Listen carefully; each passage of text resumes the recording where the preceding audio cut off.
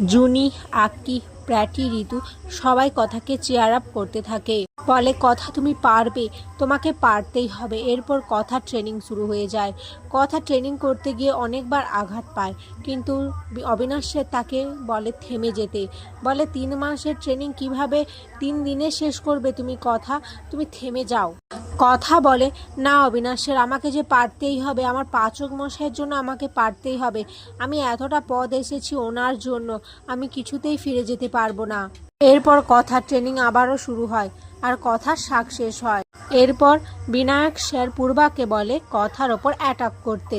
কথা সঙ্গে সঙ্গে পূর্বাকে ধরে ফেলে আর তাকে হারিয়ে দেয়।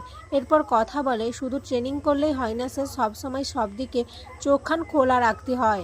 অপরদিকে অগ্নি ভাবতে থাকে কিভাবে সে কথার কাছে পৌঁছবে, কিছু একটা উপায় বের করতেই হবে। তখনই সে কিছু খোঁজাখুঁজি করে একটা কালো পাথর পায়, আর সেই পাথরে কিছু কাগজ পেয়ে সেই কাগজে কিছু একটা লেখে, যেটা কথাকে উদ্দেশ্য করে। এদিকে যারা খেতে দিতে এসেছিল তাদের মধ্যে একটা বাচ্চা মেয়ে ছিল। এভি ভেবেছে সেই বাচ্চা মেয়েকে ওই লেখা কাগজটা দেবে। সেই অনুযায়ী সে জল তেষ্টার বাহানায় সেই কাগজটা সেই বাচ্চা মেয়েটার দিকে ফেলে দেয়। তখনই জানাব চলে আসে, আর জানাব সেই কাগজটা দেখতে পেয়ে সেটাকে জ্বালিয়ে দেয়।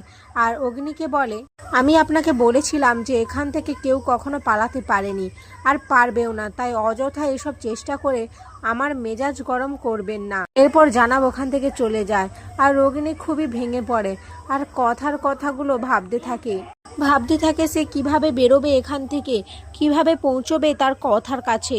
অপরদিকে কথা, ছোটকা, গুহ পরিবারের সবাই ছদ্মবেশ নিয়ে বর্ডারে আসে। অবিনাশ তাদের সমস্ত পাসপোর্ট তৈরি করে দিয়েছিল। সেই কাগজ দেখিয়ে তারা বর্ডারের ওপাশে চলে আসে সুন্দরগাঁওয়ে। সেখানে এসে তারা একটি ঘরে আশ্রয় নেয়। ঘরে কথা জানাবের ছবি দেখতে পায়। জিজ্ঞেস করলে এই ব্যাপারে ঘরে থাকা মহিলাটি বলে এটা তার স্বামীর ছবি।